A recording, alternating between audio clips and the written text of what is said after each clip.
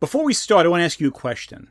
You're given an option between dating two women, one of which is an escaped serial killer, and the other one is a recovering alcoholic who has had a couple affairs in the past, but is trying to get better.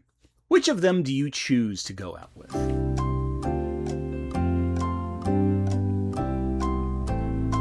If you chose the serial killer, then you may be part of the problem we're talking about today.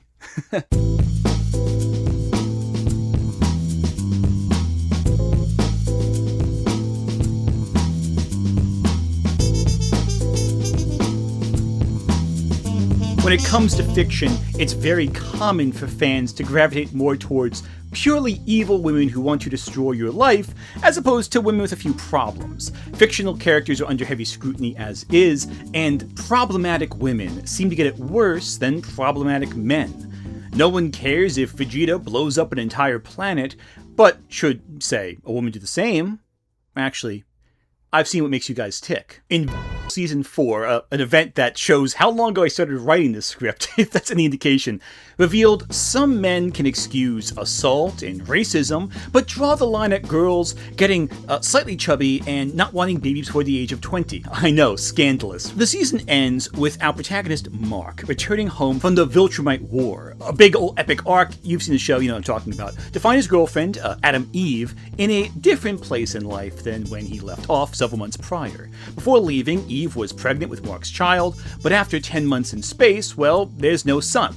And Eve looks different, because time. It turns out Eve, unsure how long Mark would be gone and aware that there's a chance he would never return at all, had the pregnancy prematurely ended. What follows is a very mature scene with a heartfelt conversation between two characters who have matured since they first appeared in the show. It illustrates that while they're in different places in their arc, they've grown.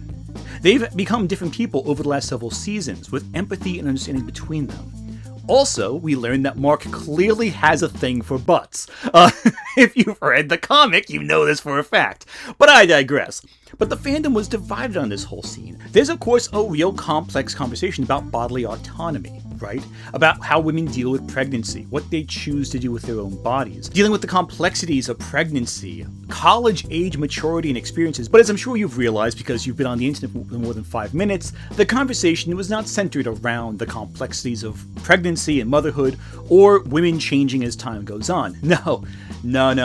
It was more that the show dared have a character who have autonomy over her body and not conform to their standards of beauty. Now, the show does not go far enough with certain things. The comic goes way further with all these topics, but you know what? The show is for a mainstream audience. You have to make some adjustments here on and around. Even though I think that Eve's physical appearance, if you compare it to the cartoon and the comic, I mean, like, come on.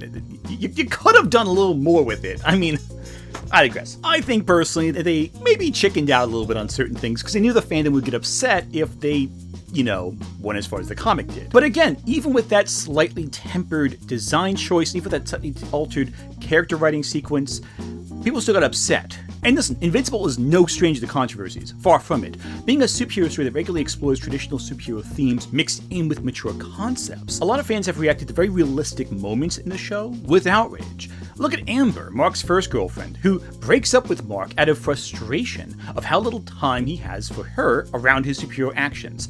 People read that as self-centered and were frankly pissed off. Mainly on Mark's behalf because we like him, we want to be on his side. Anything that hurts him bothers us, the audience. I don't think Eve got even a fraction of that hate because, the show's developed Eve over time, and despite everything, Eve and Mark have a very deep relationship, one that involves conversation, mutual understanding. Both sides want to understand each other, as opposed to before, where neither side could really get where the other was coming from. That allowed the show to present a division in natural relationships that, was kind of hard for us to kind of bridge that gap between characters. Whereas here, the gap is very clearly bridged, that despite both characters having their own difficulties, their own changes, they could still come together out of mutual love and respect. And even if all audiences aren't on board with that, the show is on board with that. However, there was a subset of fans that started arguing Mark should have ended up with someone else, specifically the Viltrumite Anissa, one of the reoccurring villains of the series, who, later on in the original comics, again, drawing to the comics again, assaults Mark. And I don't mean with fists, I mean throws herself on Mark forcibly. And this reaction from certain fans seems to be exclusively from male fans. A lot of women like Eve's arc this season, finding it refreshing, human in some ways. And obviously not all men feel this way. I mean, I don't feel this way. I think it was a good writing. And some guys, of course, like this for different reasons. I've seen what Mark likes. I know it makes you cheer. But this all got me thinking, right? Is it possible the internet fandom is more angry at messy women who make mistakes, who sometimes just have decisions that men in their lives dislike, as opposed to women who are just plain evil, violent, and destructive? I mean, people hate Skyler White from Breaking Bad for opposing her husband, for her perceived hypocrisy. But her husband's a literal meth dealer, a monster, a murderer, and Skyler White is not nearly as bad as the rival criminals Walter confronts, but they're beloved. Giancarlo Esposito's character is loved in Breaking Bad, but Skyler White isn't, even though he's much worse. Not in terms of acting, I'm talking about like ethically worse, but obviously he's a criminal, you get the idea. And hell, Walter White does some pretty shady shit in the whole series, pretty explicitly terrible stuff, but he's beloved, but Skyler is not. For our definitions though, a messy female character is a character who makes decisions or develops in some ways that don't feel inclined with the direction a primarily male audience might find appealing. This means making decisions that don't play into male fantasies, either from a personality standpoint or a physical standpoint. In some cases, it causes friction with what men want. Amber, for example, from Invincible, rejects Mark. Skyler pushes back against Walter. Eve, actually, I think Mark is happy with the friction Eve is causing. If you catch my drift, I'll shut up now. This isn't universal, obviously. Men like all kinds of things, and most guys, I believe, just want to see a good story play out on screen or on page. We're not talking about all men here, and before you get the comments saying, oh, it's not all men, no, I know. I'm also a guy, and I get it, However, there's an outspoken culture of men who get angry whenever a woman makes a decision focused on bodily autonomy or their own personal wants and needs that goes against the male characters or against what they want personally. And look, women are hypersexualized in media, period. Their appearances, their clothes, their politics, everything. Bodily autonomy is treated as something that ruins women in the eyes of men. And I'm not just talking about pregnancy here, I'm talking about any bodily autonomy. Piercings, tattoos, hair dye, not wanting to wear makeup, not shaving your legs. Any type of ownership over the body is seen as wrong. And this is also reinforced by other women too. Other women also push these ideas. So it's not just like, oh, it's only men. It's a general problem. But the fact is that pressure on women to conform to certain expectations causes some serious problems culturally. Look at the outpouring of Ozempic use in America, especially among celebrities, some of which are frighteningly skinny. That's to conform to expectations that society has for women. And it's deeply disturbing. It really is, because a lot of these people are starving. It used to be a common practice to ingest tapeworms back in the 30s to control appetite and to siphon off calories from the human body. Now we just use chemicals to suppress the fat cells in general. But all of this is pursuit of beauty before looking at the side effects, because some of these things can have some serious side effects on the human body and health-wise. But people don't want to discuss that. They want their appearance first and health is second. They have a false equivalence between appearance and health. That's not one and the same. And indeed, there are forms of media that address this kind of concern societally. I think the one genre best equipped to discussing the fears and anxieties that women face without massive cultural backlash is horror. The substance is entirely about women's relationships with aging and the extreme measures women go to look younger. Have you ever dreamt of a better version of yourself? In part because the men around them discard you if you're no longer perceived as beautiful. It's telling that despite all the grotesque body horror in The Substance, the scene that everyone gets grossed out by is the scene where, the guy's eating shrimp. That's the one that disturbs everyone. But the film itself is about the fear of the body, the fear of aging, the fear of changing. And this is a reoccurring theme, especially in modern horror. The most successful horror film of the year right now is Obsession. Obsession is about a guy who makes a wish to force his female friend to adore him above all else. This takes away her autonomy as a person, and the movie focuses on what happens when a man decides for someone what they need to do. And we see directly that the moment that her behavior does not conform to his expectations, where her obsession with him becomes too extreme, he's repulsed by her, even though he took away her autonomy. So that's where the problem comes in, isn't it? The idea that autonomy allows people to be more human. Without that autonomy, a person becomes far more unsettling, far more disturbing. Meanwhile, with a substance, the idea that we are pursuing beauty above all else, despite the consequences, despite the side effects, despite our inability to connect with that kind of balance between youthful beauty and aging gracefully, we get something horrifying, truly horrifying. And we see what happens when these procedures go outside the realms of control. But while these films are both recent, this is not new for horror. It's been doing this for years. The original Black Christmas, from the 70s, came out around the same time as the landmark Roe v. Wade decision. And despite being a Canadian film, I think it's plugged into that kind of controversy. It features a frank conversation about abortion that I think is vastly more progressive today than its more overtly feminist remake. Despite the fact that the remake does address patriarchy, does address systems of control, it's louder, but it's more vague than this acute conversation in Black Christmas, the original. As a subset of horror focused on puberty as well. Ginger Snaps, The Company of Wolves, and Jennifer's Body use monstrous transformations as an allegory for puberty. If I start simping around tampon dispensers or moaning about PMS, just shoot me, okay? But Jennifer's Body, I think, ran into a ton of negative press because the film studio failed to market the film correctly. They marketed towards teenage boys, but not teenage girls. But the film has at least developed a devoted cult following to this very day. Even Frankenhooker, which is a weird science parody essentially, about a man making his ideal woman, confronts the idea that men maybe shape women's identity too much, and that women, when confronted with this reality, don't really want to conform to the ideals pushed upon them. These aren't my arms. This isn't my hands. These aren't my legs. This isn't my breast. Look at me. What have you done? None of these films chicken out. They don't avoid the disturbing implications that we have in a society where men make decisions for women, decide what they should look like, what they should wear at all times. Rather, they confront it and illustrate the horror that comes along with it, as well as the humor and joy in breaking free of these conformities. I think it's very telling how, in The Substance, Sue is happiest when she's completely broken away and turning this monstrous, misshapen monster. She almost seems proud of herself in a way that's not quite the same as when she's a more traditionally beautiful character.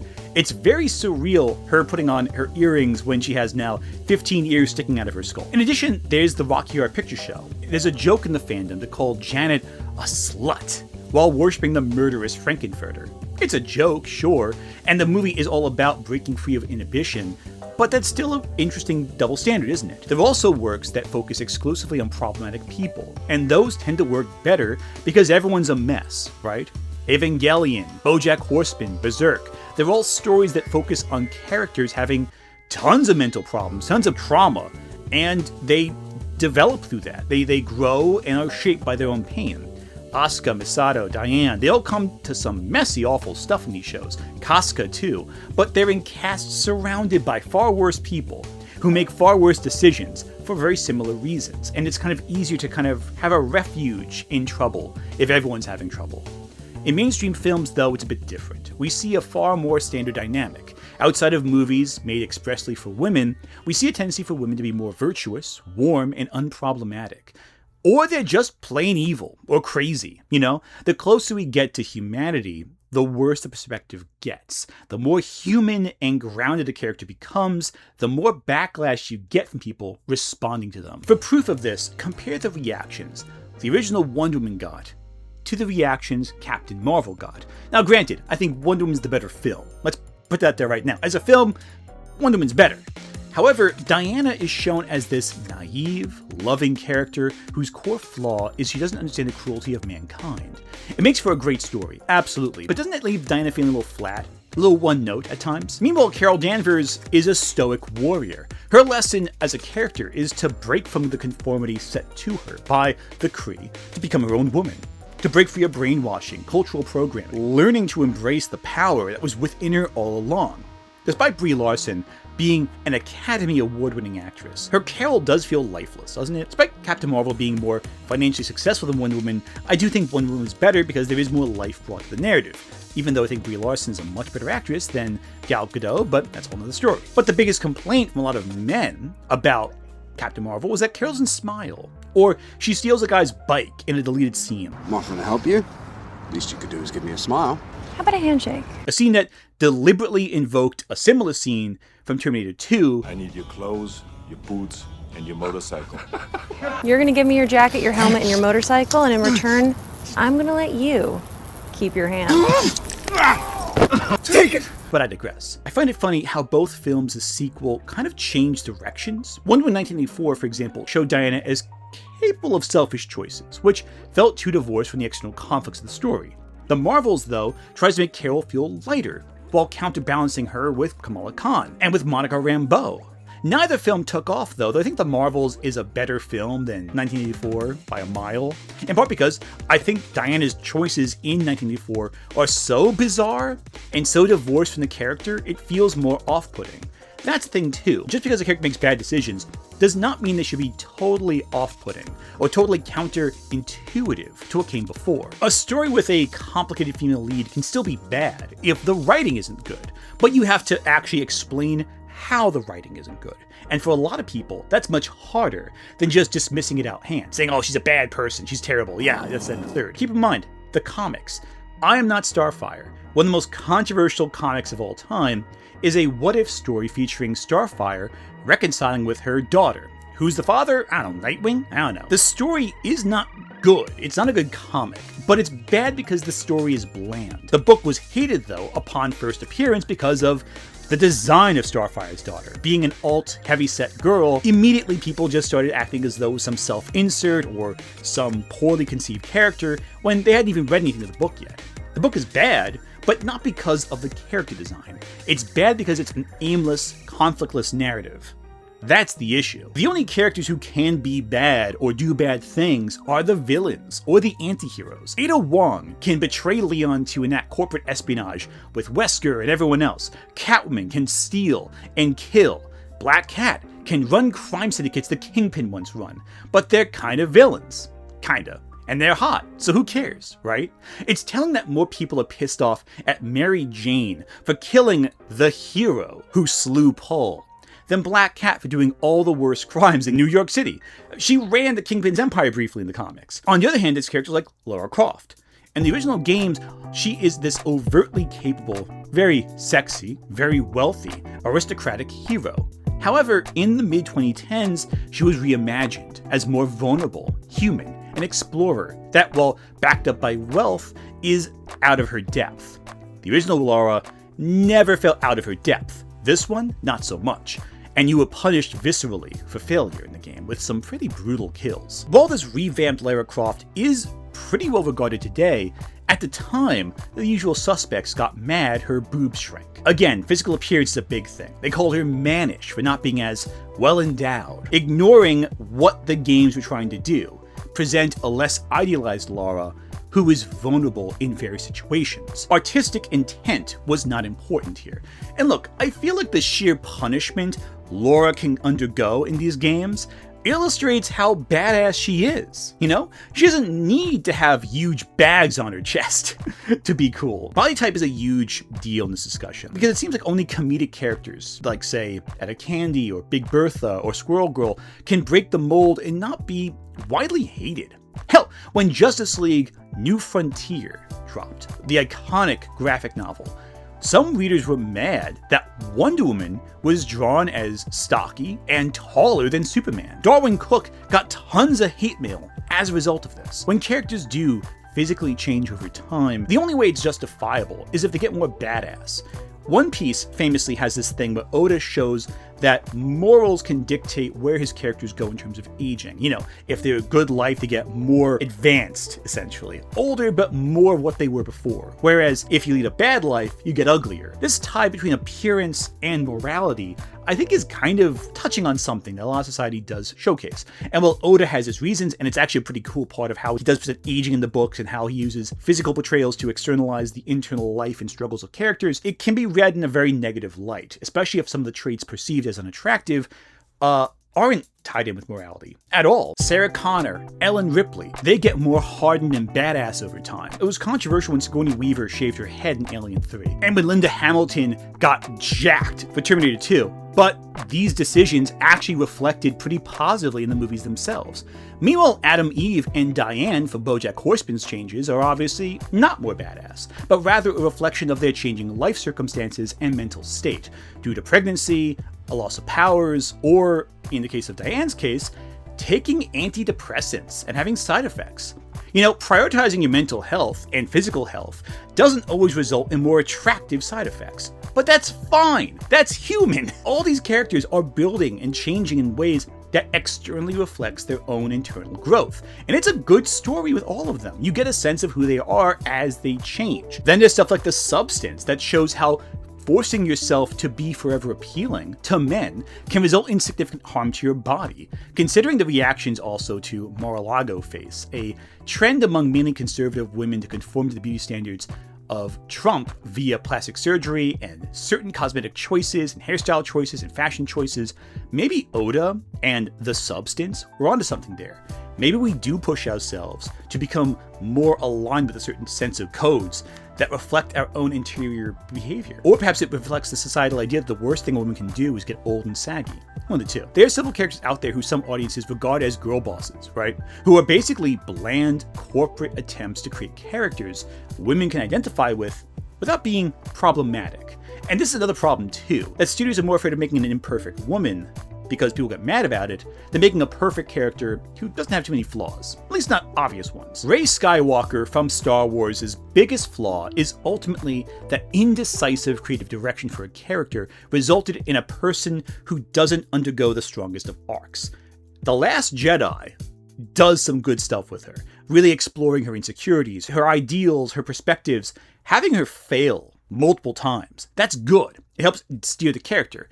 But before and after, not so much. They want her to be a strong female hero, and that often means external conflict. It doesn't really mean internal conflict. And shying away from that, by avoiding any rough edges of the character, it results in a character who feels lesser than she could have been. Several Disney productions suffer because they want to make strong female characters without alienating audiences, and thus shave off traits, rather than add anything other than generic external conflicts. How much better would Maleficent be if Maleficent was a villain, was evil, but just happened to have good sides to her? Instead, they kind of make her into a generic, reluctant anti-hero, and I feel like they kind of struggled with that a little bit. But of course, it's not just Disney. When Netflix adapted Six of Crows into Shadow and Bone, the fact it still didn't get a third season I'm pissed off by to this day. The character Nina underwent a number of changes that subdued the novel's version of the character. This included her in the book being more fuller figured and more bisexual.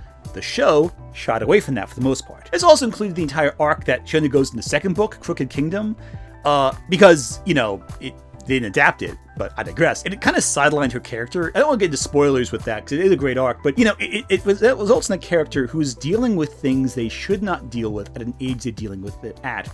And it shows the genuine pain and genuine negative, disgusting feelings a person can have in their head that they immediately regret afterwards. Again, read the book, it's excellent. Especially considering where that character ends up at the end of it, you know, being a badass, because of course it is. That's the thing too. Undergoing negative traits of a character and growing past them sometimes results in cool badass powers. Like, say, what she has in the book. I don't want to spoil it. It's really cool. Game of Thrones, though, takes us further. Characters like Cersei Lannister are far more overtly evil in the show, while the more complicated characters like Sansa gradually become far more nebulous and less defined as characters because they just don't get a lot to do. They kind of have the elements of the character shaved away. They progressively have less of a role in the narrative, despite much of the novel being devoted to showing how childhood innocence comes to conflict with cruel reality, because it's more fun to have the external visual conflict as opposed to the internal psychological conflict. It's also no coincidence that Sansa was widely hated among fans when the show aired, while Daenerys was beloved. And look how that turned out. Look what these characters end up in terms of their arcs. House the Dragon especially softens the character of Rhaenyra in every sense, but physically, which is ironic. Choosing two traditionally feminine, slim actors to play a woman who in the books is not that. The show has also avoided adapting her cruelest actions, as of yet, which creates a more idealized version of her. Season 3 is yet to air as we're recording, so that may change in a few weeks. These iterations of the character are both safer, but they're also duller. Qualities are removed, but none are really added to replace them, resulting in a generic, soft fantasy character. But then again, judging how the Chuds love characters like Eve from Stellar Blade, maybe they want playing characters without any internal conflicts who just fight bad guys. And considering the reaction to the new Stellar Blade game, as well as the new God of War game, maybe that's true. Certain fans are pissed that God of War Laufey is focusing on Laufey, Kratos' wife and the mother of his child. Yet the story is justified because it focuses on Laufey in the afterlife of gods. She's fighting gods of war in the afterlife of gods. That's badass as hell. Meanwhile, the new Stellar Blade features a particularly young-looking character, extremely petite, extremely short, and some people, including Asmongold, bizarrely enough, I wash my face with bacon grease, are uncomfortable with how young the character looks. Other people say, that's fine, why bother? She's a fictional character, who cares? These same people who don't care about this character being so young, though, were really upset when Adam Eve did not look so young in Invincible. Two different mediums, sure, but it's kind of odd, isn't it? Especially considering that Stellar Blade and God of War Laufey were both announced at the same time, and both drew backlash from the same groups of people, but for very different reasons.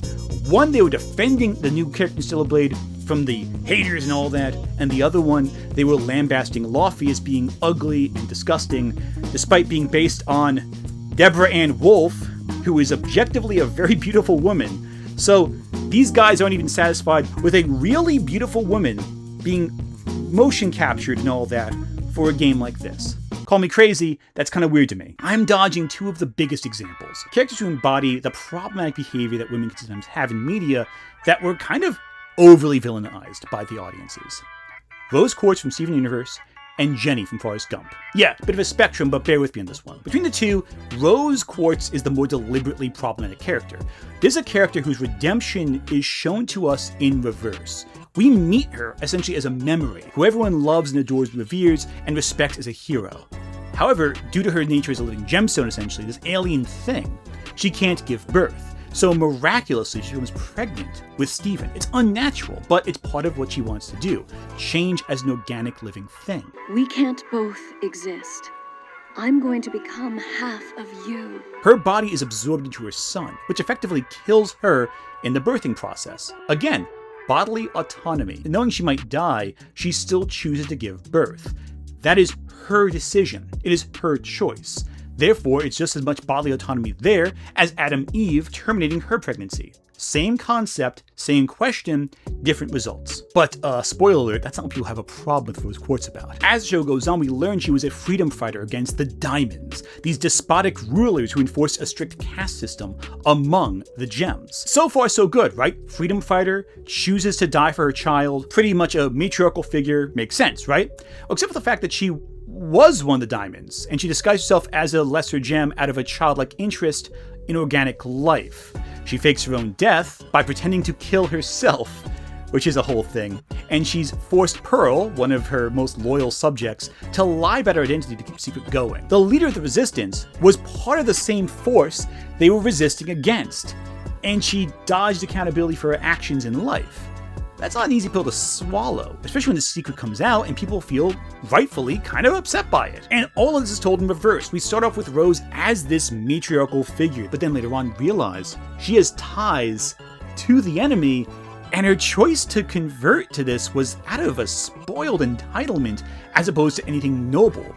But she became noble as time went on, and that's the hard part. It leaves you with the worst of her character at the end of her arc presented to us. Not the best. We're introduced to her at her best, and then have to reckon with that the idealized version in our heads of this character is not accurate to who she really was. Not entirely, anyway. It also doesn't help that Rose looks a certain way. As Pink Diamond, she's more traditionally attractive and beautiful. However, she chooses the form of a shorter, stockier character. Steven Universe is very good with diverse body types, yeah, but Rose is particularly large and presented as beautiful and desirable to everyone around her, especially her future husband, and Pearl. However, her story tells a clear arc, doesn't it? She starts as a selfish, sheltered dictator, but becomes someone willing to die to bring something new to the world. Discussions around Rose can be nuanced. Unfortunately, they're often not. We take this character at face value. Is she a hero or a villain? No one ever wants to ask the question, was she a character who changed over time, despite existing in a society where change was discouraged? Where she was born into the role of a ruler and chose deliberately to avoid that, to dismiss the typical allure of her position of power and appearance to become something lesser, to choose not to be the ideal. There's something beautiful in that, and poetic, and tragic that people don't want to talk about, because it's easier to talk about whether or not she was a good or a bad person. However, Jenny is harder to have that conversation about. This is in part because she's human and not an alien gemstone with a dictator whole thing, but also because her choices are less sympathetic. She's no freedom fighter, she's no grand hero, and she's no great villain. She's a person, and that makes it harder to reckon with it. Jenny is the only girl Forrest Gump has ever had eyes for, and most of the problems people have with her is that she has no time for Forrest. She is a woman plagued with trauma, looking for purpose in various causes, but never really sinking into them. Only learned too late that the validation she sought all her life was there the whole time. She gives birth to Forrest's son, and after introducing Forrest to his son, she passes on. Her behavior is entirely self-destructive, but because Forrest doggedly pursues Jenny, we the audience feel strung along. It's very tragic and upsetting, and not a particularly uplifting element of the story. And that kind of is infuriating to watch, because Forrest tries doing everything right, and she doesn't give him the time of day, really. If Jenny were a character in, say, Bojack Horseman, maybe it wouldn't be as frustrating because it feels like it fits in there, right?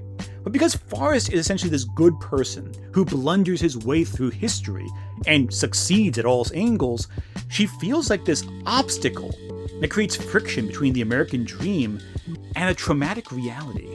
Jenny is not a badly written character, at all. She's a human character.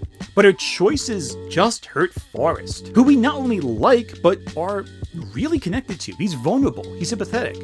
Therefore, it almost feels cruel, doesn't it? Even though Jenny is very explicitly shown to be traumatized. She tells Forrest they should not be together, but he ignores her because he sees through her attempts to push him away as a defense mechanism. The worst thing Jenny does is give birth to Forrest's son and not tell him about it. That's bad. I don't like that.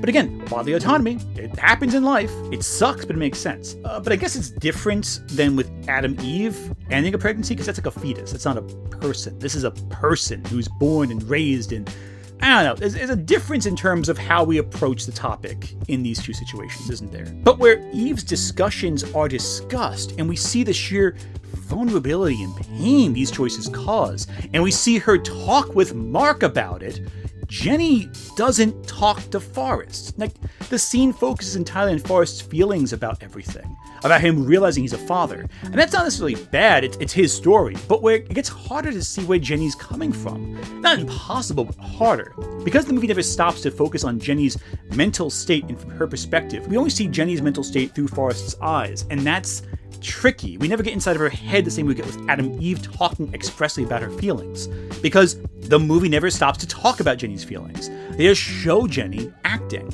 and we the audience have to interpret her emotions through her actions. We never get a point where she can really just be frank about what she's feeling at this stage in the story. Before that, yes, but not about this particular choice. Jenny is held at an arm's length, and I feel Jenny is a bit of an extreme example because of that. She is widely considered the least likable character in modern cinema, like by a mile. But she's also remarkably human. She doesn't do anything too evil. She's just a traumatized woman and a traumatized girl. And the problem is her human story is decentralized into her being an extension of Forrest's story. Well, yes, audience expectation, does play a huge role in these characters' reputations, I think the level of immersion we get in these characters helps too. Look at Asuka from Evangelion. She comes across as a deeply unpleasant character for most of the series, until you get an episode that explores what makes her tick. And then you understand why she does the things she does, and everything before that comes into place. We get her now. Same thing with Adam Eve. She tells us what she thinks, what she's feeling, and we get it. It makes it easier. It contextualizes the actions that might upset you, because we get it now. But that's the problem with a subset of audiences, that the fight is always against being immersed. They go in wanting to hate characters that don't squeeze into their stencil sketch. It's why Jennifer's body floundered. It was marketed towards an audience that was not interested in Jennifer's conflicts. An audience unwilling to see through the eyes of a teenage girl. We're told, watch a movie about the feelings of a teenage girl. And I think the controversy around Adam Eve is so fascinating because Invincible appeals to broad audiences. And we are seeing in real time the conflict of an audience expectation with a character whose perspective we are welcomed into seeing. And thanks to that, we see who wanted to watch a complex character, and who wanted to see a Madonna embody all their fantasies, who wanted to see a badass hero, and who wanted to see the specific idealization of a hero, who wanted to see an explorer, and who wanted to see, well, boobs. We do not watch movies with the expectation of being moved to a new story. We watch movies to see a story we want to see told, retold to us. If that's you, don't bother watching movies, just talk to an AI chatbot. It'll regurgitate everything you want to hear all the same and more. Save the movie watching for those who want to actually watch and be moved in a story that tells you something that may make you slightly uncomfortable.